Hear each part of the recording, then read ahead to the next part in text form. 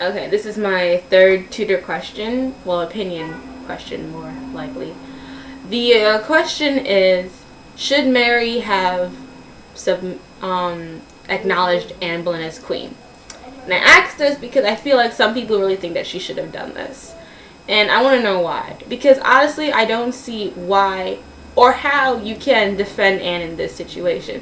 I mean, if you want to say Anne's ambitious, fine. But how can you really say that Mary should, acknowledge Anne as queen when Anne is the one who removed her mother, who helped remove her mother from the throne? Because as much as we want to say Henry is the bad guy in this whole situation, Anne had her part because she wanted to be queen.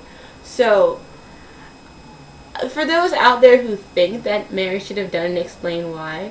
Because I don't understand why you would think that Mary should have to be like, okay, you're the queen now.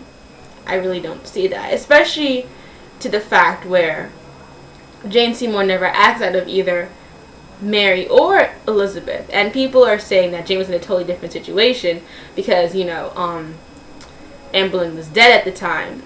But I think that doesn't excuse the whole situation. I feel that Anne being like that to Mary is just Anne's character flaw. She was very temperamental and stubborn, and that's just what happened. Jane was more softer and not as, vivacious as Anne was, and therefore it wasn't a big deal. And also, it's because Anne was never secure as queen until Catherine died. Because Catherine was still queen. There was really no threat from Mary at the time for her to really care that much. I mean, the worst that could have happened during that whole period was that Mary and Henry talked. Because right then and there, Mary had no power. And her supporters really couldn't reach her because of how she was kept away from everybody else. All she really had was Chapuys. He couldn't do anything. The Emperor wasn't going to do anything. And so, I don't see how Anne is right in this situation. And I don't see why Mary would have to succumb. But I want to know opinions. Should she have done it just so she could have been with her father again? Is Anne right for even asking her to do it? And if she is, why? Because I don't see why that's even a question. But apparently it's come up that Anne was right. But okay.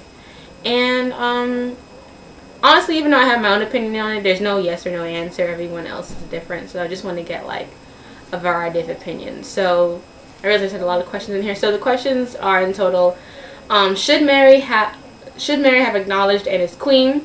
Was Anne right for asking Mary to succumb to her? Why not? Thank you very much.